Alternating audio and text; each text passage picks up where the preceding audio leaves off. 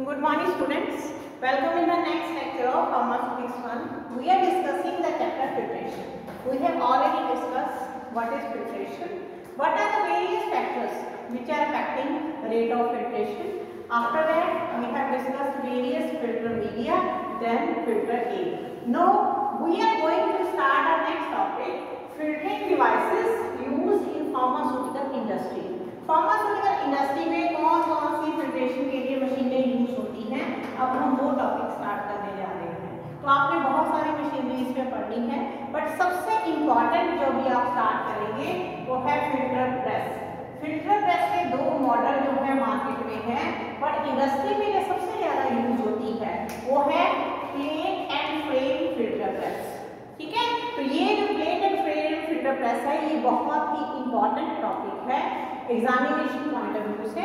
इसके ऊपर आपको फुल 16 मार्क्स का क्वेश्चन आता है। जैसे आपका क्वेश्चन आता है define filtration, what are the various factors affecting filtration, the right plate and frame filter press in detail. ये 16 मार्क्स का फुल क्वेश्चन होता है। तो हम इसको एक्सप्लेन करेंगे, डिटेल में इसको समझेंगे। तो सबसे पहले क्या है इसकी कंस्ट्रक्शन। ये जो मशीन है किसकी बनी हुई है? इस मशीन के दो मेन पार्ट होते हैं, one is plate and second is frame. ठीक है, तो प्लेट एंड फ्रेम जो होते हैं दोनों सेम साइज के होते हैं, दोनों सेम मटेरियल के बने होते हैं, मतलब दोनों के लिए हमने सेम मेटल की यूज की होती है। और आपने मेटल कैसी लेनी है? आपने ऐसी मेटल लेनी है जो कोरोजन रेजिस्टेंट हो, मतलब जैसे स्टेनलेस स्टील है उसके ऊपर लिक्विड का इफेक्ट कम होता है। कोरोजन से क्या होगा कि अगर कोरोजन हो गई मटेरियल की, मेटल की कोरोजन हो गई, तो आप जिस लिक्विड को फिल्टर करने जा रहे हैं वो लिक्विड कंटेमिनेट हो जाएगा, मेटल जो है कोरोड होकर उस लिक्विड के अंदर आ जाएगी, तो आपकी प्रोडक्ट जो है कंटेमिनेट हो जाएगी, आपको क्लियर प्रोडक्ट नहीं मिलेगी। तो इसलिए हम जो लेते हैं कोरोजन रेजिस्टेंस मेटल लेते हैं, उस मटेरियल की अच्छी मैकेनिकल स्ट्रेंथ वाली जो मेटल होगी उसकी हम बनाते हैं प्लेट और फ्रेम। दोनों का साइज बिल्कुल हम सेम रखते हैं। अब यहाँ पे जो फ्रेम है उसका पर्पस क्या है? फ्रेम का पर्पस है जो प्लेट है उसको होल्ड करना, उसको सपोर्ट करना। ठीक है, जो आपका फ्रेम होता है बिल्कुल एम्प्टी होता है, उसके अंदर हम जो प्लेट है उसको फिक्स करते हैं। अब आप डायग्राम देखिए, ये देखिए फ्रेम बिल्कुल एम्प्टी है, खाली है एकदम। ठीक है, इसके अंदर हमने क्या फिट करना है? प्लेट फिट करनी है। अब जो प्लेट है आपकी, प्लेट की जो दोनों सरफेस होती है वो नॉर्मल एक मेटल की प्लेट है, बट उसकी जो सरफेस होती है वो प्लेन नहीं होती है, वो ग्रूव्ड सरफेस होती है। ग्रूव्ड आप समझते हैं, जैसे ऊपर कील जैसी चीज लगी होती है। तो वो ग्रूव्ड सरफेस किस लिए होती है कि हमने इस मशीन में फिल्टर क्लॉथ को यूज करना होता है एज फिल्टरिंग मीडियम। तो उस क्लॉथ को हैंग करने के लिए, उस क्लॉथ को सपोर्ट करने के लिए हमें इन ग्रूव्स की जरूरत पड़ती है। ठीक है, तो इन ग्रूव्स के ऊपर कपड़े को आप टिका सकते हो, फिल्टर क्लॉथ को आप हैंग कर सकते हो, इसलिए ये जो सरफेस होती है ये ग्रूव्ड होती है। आप इसकी आपने एडजस्टमेंट कैसे करनी है? अल्टरनेट एडजस्टमेंट होती है। जो यूनिट बनता है एक प्लेट एक फ्रेम, एक प्लेट एक फ्रेम। ठीक है, ऐसे अल्टरनेट अरेंजमेंट से आपने इस मशीन को सेट करना है। अब ये जो दोनों डायग्राम है इसकी कंस्ट्रक्शन के हैं, और ये जो डायग्राम है इसकी वर्किंग का है। ठीक है, अब वर्किंग कैसे होगी? देखिए, इसमें फिल्टर क्लॉथ को आप यूज करें हैं एज फिल्टर मीडियम, इसलिए जो भी आपका सॉलिड फिल्टर होगा वो किसके ऊपर डिपॉजिट होगा? फिल्टर क्लॉथ के ऊपर डिपॉजिट होगा। ठीक है, तो वहां पे केक बनना स्टार्ट होगा। तो अब यहाँ पे हमने ये देखिए अल्टरनेट अरेंजमेंट कर दिया, ये आपकी प्लेट है, ये फ्रेम है। अब जो भी आपका फिल्टरिंग लिक्विड है वो यहाँ से एंटर करेगा, यहाँ से एंटर कर रहा है। देखिए फ्रेम के थ्रू वो मशीन के अंदर जिस भी लिक्विड को आपने फिल्टर करना है वो एंटर कर रहा है, इसलिए हमने यहाँ पे एरो रिप्रेजेंट किए हैं। ठीक है, जब वो लिक्विड एंटर किया, अब वो लिक्विड जो प्लेट के साथ अटैच फिल्टर क्लॉथ है उसमें से पास हुआ। अब जो उसके ऊपर सॉलिड था वो सॉलिड उस क्लॉथ के ऊपर डिपॉजिट होना स्टार्ट हो गया, वहां क्या बनना शुरू हो गया? Filter cake. और जो लिक्विड क्लियर होता गया वो देखिए नीचे को एरो दिखाए गए हैं, वो इस प्लेट के फिल्टर क्लॉथ से पास होके नीचे क्लियर फिल्टर आता गया। और यहाँ पे कॉमन आउटलेट पाइप होती है, सारी प्लेट में से निकल के जो लिक्विड है क्लियर लिक्विड इस कॉमन आउटलेट पाइप के अंदर आता रहता है। वहां आप उसको किसी भी कंटेनर के अंदर जो है इकट्ठा कर सकते हैं, कलेक्ट कर सकते हैं। क्लियर कि कैसे काम करती है कि जिस भी लिक्विड को आपने फिल्टर करना है उसे आप पाइप के थ्रू कहाँ कनेक्ट करते हैं, जो plate and frame filter press के फ्रेम में, वहां उसकी एंट्री होती है। फ्रेम के थ्रू लिक्विड एंटर कर रहा है, ये देखिए यहाँ पे होल दिए गए हैं, इन होल्स के थ्रू लिक्विड एंटर कर रहा है और जब वो अंदर एंटर करता है प्लेट के ऊपर जो फिल्टर क्लॉथ है उसके ऊपर सारा सॉलिड डिपॉजिट हो जाता है। क्लियर फिल्ट्रेट जो है आउटलेट से पास होकर नीचे कॉमन आउटलेट पाइप में सारा पहुंच जाता है। ठीक है, अब कितना फिल्टर केक डिपॉजिट होता है उसकी थिकनेस किसके ऊपर डिपेंड करती है, उसकी थिकनेस डिपेंड करती है कि लिक्विड के अंदर सॉलिड की प्रोपोर्शन कितनी है, कितना कंसंट्रेटेड आपका जो लिक्विड है। अगर बहुत ज्यादा सॉलिड कंटेंट है तो फिल्टर केक बहुत थिक बनता है। तो ये है आपकी वर्किंग जो इस machine plate and frame filter press की वर्किंग, जो सिंपल मतलब कह सकते हैं बहुत सिंपल भी है और बैच वाइज है। मतलब हर लिक्विड के लिए आपको अलग से प्लेट एंड फ्रेम को एडजस्ट करना पड़ेगा, हर बार आपको क्लॉथ को चेंज करना पड़ेगा, क्लॉथ को वॉश करके फिर से रीयूज आप उसको कर सकते हैं। दोनों तरह के क्लॉथ यूज होते हैं, कॉटन और सिंथेटिक। सिंथेटिक क्लॉथ क्योंकि उसकी मैकेनिकल स्ट्रेंथ जो है बहुत अच्छी होती है, इसलिए हम उसको बार बार वॉश करके ड्राई करके फिर से नेक्स्ट बैच के लिए यूज कर सकते हैं। ये है इसकी वर्किंग। अब है इसके एडवांटेजेस कि ये जो मशीन है plate and frame filter press industry में इतनी पॉपुलर क्यों है। तो पहली चीज तो वही है जो अभी आपको मैंने बोली कि हम क्लॉथ को बार बार वॉश करके यूज कर सकते हैं। तो क्या मतलब हुआ कि filtering media can be used repeatedly. कपड़ा एक ही ले लिया आपने, अगर आपने दिन में 5 बैच भी फिल्टर करने हैं, उसी क्लॉथ को वॉश किया, ड्राई किया, फिर से यूज कर लिया। ठीक है, तो फिल्टर मीडिया को आप बार बार रिपीटेडली यूज कर सकते हैं। सेकेंड क्या है कि इसका जो ऑपरेशन आपने भी समझा, ठीक है, इसकी मेंटेनेंस, दोनों चीजें बहुत सिंपल हैं। तो कोई इसके लिए बहुत ही टेक्निकली ट्रेन वर्कमैन की आपको जरूरत नहीं है, नॉर्मल वर्कर जो है वो भी काम कर सकता है इस मशीन के ऊपर। थर्ड क्या है, बड़ी कम्पैक्ट मशीन होती है क्योंकि एक प्लेट एक फ्रेम ऐसे एडजस्टमेंट हमने की होती अल्टरनेट, तो ये जो मशीन होती है ज्यादा स्पेस ऑक्यूपाई नहीं करती है। नेक्स्ट क्या है कि आपने जो पढ़ा था factors effecting rate of filtration, उसमें हमने एक फैक्टर पढ़ा था कि rate of filtration is directly proportional to surface area. जितना ज्यादा सरफेस एरिया होगा उतनी फिल्ट्रेशन फास्ट होगी। ये चीज आपको तब बताई गई थी। ठीक है, अब यहाँ पे देखिए कितनी सारे एलिमेंट्स हैं अल्टरनेट, सरफेस एरिया ऑटोमेटिकली बढ़ रहा है। ठीक है, तो जो प्रोसेस है वो फास्ट हो जाएगी। और जो केक है, देखिए कई बार क्या होता है कि जब हम फिल्ट्रेशन करते हैं, कई बार क्लियर लिक्विड हमारे काम का होता है और कुछ बार हमें ऊपर का प्रेसिपिटेट चाहिए होता है, सॉलिड चाहिए होता है। यहाँ पे क्या है, जब आपका खत्म होगी प्रोसेस, आप क्लॉथ निकालेंगे, उसके ऊपर जो सॉलिड डिपॉजिट किया हुआ है उसे आराम से आप साफ करके वॉश करके उसको सेपरेट कर सकते हैं। ठीक है, तो एफिशिएंट वॉशिंग जो है केक की वो इजीली इसमें पॉसिबल है। अब है इसके डिसएडवांटेज, इस मशीन के कुछ डिसएडवांटेज भी हैं। तो पहला क्या है कि कंटिन्यूस प्रोसेस नहीं। मान लो सुबह 9 बजे आपने एक बैच फिल्टर किया, ठीक है, 9:30 तक वो बैच फिल्टर हो गया, आपको इस मशीन को ब्रेक देनी पड़ेगी, खोलना पड़ेगा, सारे क्लॉथ बाहर निकालने पड़ेंगे, उनको वॉश करना पड़ेगा, उनको ड्राई करना पड़ेगा, फिर जाके आप 12 बजे 10-11 बजे फिर से उस मशीन को ब्रेक कर पाएंगे। तो ये कंटिन्यूस ऑपरेशन नहीं है, बैच वाइज ऑपरेट करती है। सेकेंड क्या है कि कब ऑपरेट करती है, जब सॉलिड की जो प्रोपोर्शन है दैट इज अप टू 5% या उससे भी कम, यानी 100 ml के अंदर सिर्फ 5 ग्राम सॉलिड, इतना प्रोपोर्शन हो तभी ये मशीन एफिशिएंटली काम करती है। ज्यादा सॉलिड होने में क्या होता है कि केक की थिकनेस बहुत बढ़ जाती है, मशीन में ब्लॉकेज होने के चांसेस रहते हैं। उसका नेक्स्ट क्या है कि ये जो मशीन है कॉस्टली पड़ती है हमें।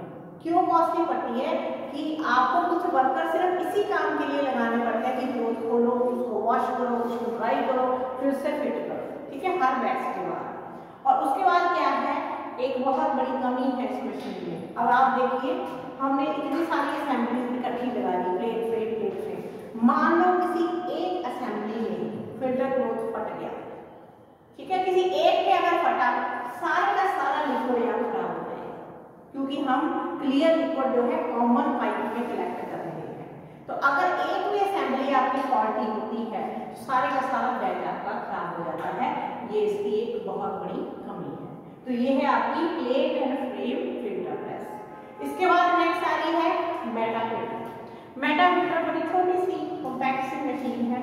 इसकी कंस्ट्रक्शन क्या है? बेसिकली मेटा फिल्टर जो है ये एक रॉड है, ये देखिए एक रॉड है, मेटल की बनी हुई रॉड है, ड्रेनेज रॉड है, और इस रॉड के ऊपर ये देखिए रिंग्स बनी हुई है, ठीक है, इनको बोलते हैं फिल्टर रिंग्स।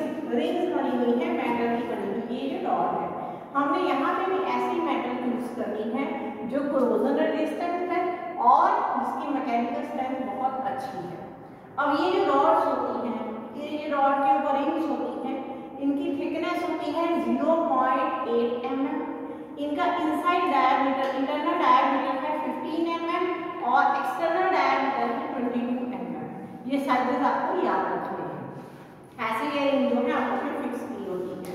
इनके अंदर सेमी सर्कुलर प्रोजेक्शंस लगी होती हैं जो आपको डायग्राम में नजर नहीं आ रही हैं। और ये जो रिंग्स होती हैं, दो रिंग्स के बीच में जो ओपनिंग होती है उसमें जो गैप होता है दैट इज अबाउट 0.2 mm, इतना गैप इनके अंदर होता है।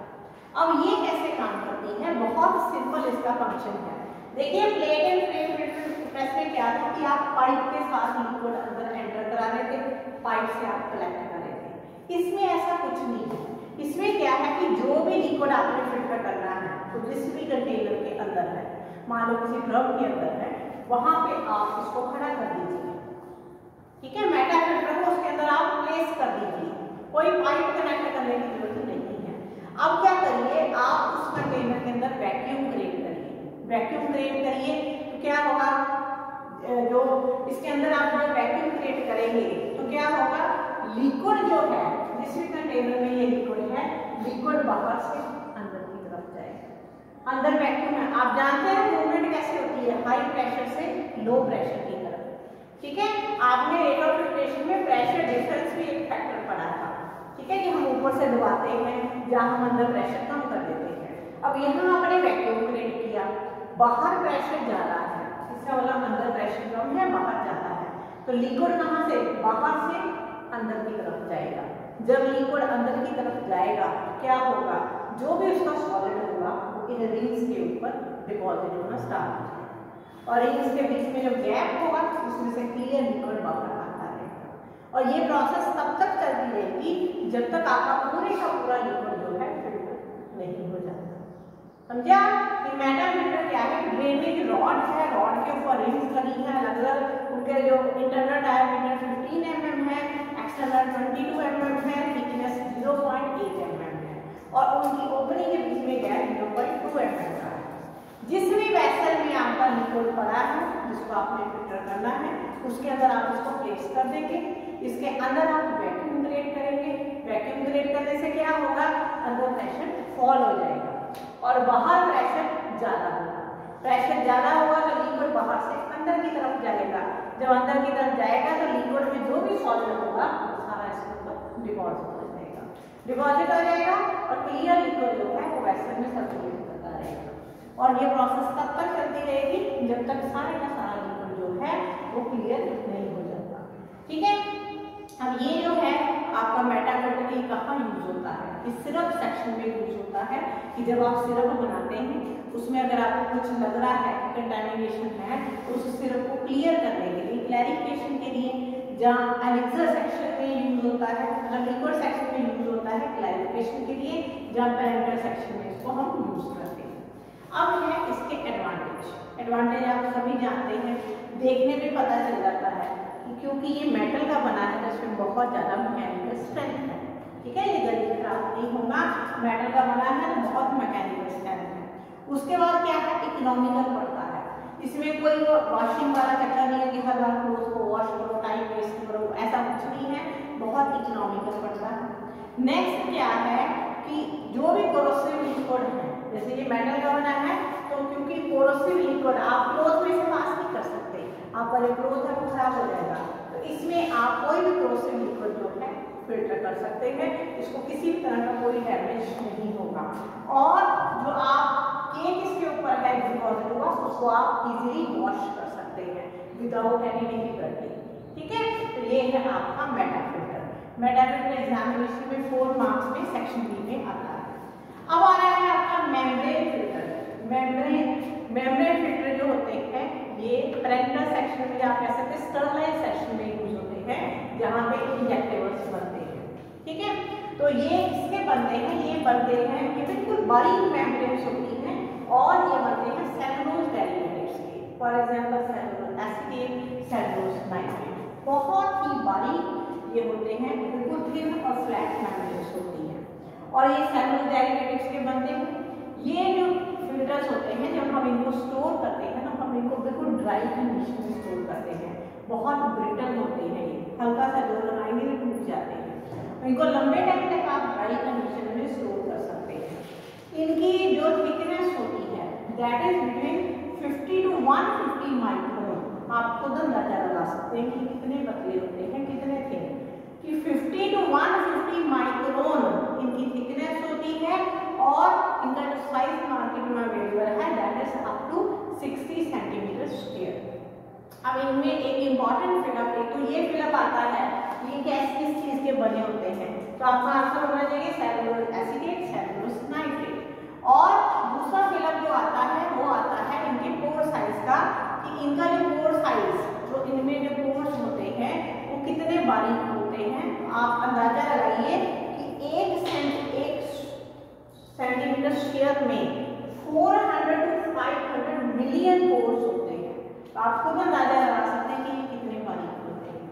ठीक है, 1 सेंटीमीटर स्क्वायर में 400 to 500 मिलियन जो है वो पोर्स होते हैं और ये जो पोर्स होते हैं ये बारीक से बारीक चीज को भी फिल्टर कर सकते हैं। अब ये जो होते हैं आपने यूज कैसे करने होते हैं मेम्ब्रेन फिल्टर, इनको आपने किसी मेटालिक होल्डर में फिट करके और उसमें से आपने लिक्विड को पास करना है। आपकी बुक में एक टेबल दिया गया है, उस टेबल में अलग अलग पोर साइज के मेम्ब्रेन फिल्टर और वो क्या क्या फिल्टर कर सकते हैं वो लिखा गया है। तो जैसे 0.2 माइक्रोन वाला जो है वो सारे बैक्टीरिया को फिल्टर कर सकता है। उसके बाद 0.45 माइक्रोन वाला जो है वो कॉलीफॉर्म ग्रुप ऑफ बैक्टीरिया को फिल्टर कर सकता है। उसके बाद 0.8 माइक्रोन वाला जो है वो एयरबॉर्न पार्टिकल्स को फिल्टर कर सकता है। देन 1.2 माइक्रोन जिसका साइज है वो all non living particles which are dangerous, जैसे आईवी फ्लूइड वगैरह बनाते हैं उनके अंदर जो भी डेंजरस पार्टिकल्स हैं उनको फिल्टर कर सकता है। और जो 5 माइक्रोन जिसका साइज है वो हमारे बॉडी फ्लूइड्स के सेल्स को भी फिल्टर कर सकता है। तो आप इस टेबल से खुद समझ सकते हैं कि ये जो आपके मेम्ब्रेन फिल्टर्स होते हैं ये कितनी बारीक फिल्ट्रेशन कर सकते हैं। इसीलिए इनको स्टरलाइजेशन के लिए यूज किया जाता है। इनको हम जो यूज करते हैं, इनको हम मोस्टली जो आपको पेरेंटल सेक्शन में इंजेक्टेबल्स बनाने के लिए हम इनको यूज करते हैं। स्टरलाइज जो आपने प्रोडक्ट बनानी होती है, चाहे वो एक्वस व्हीकल है, ऑयली व्हीकल है, उनको आप इनके थ्रू फिल्टर करते हैं। तो एक्वस इंजेक्शन बना के इसमें से फिल्टर कर लेते हैं।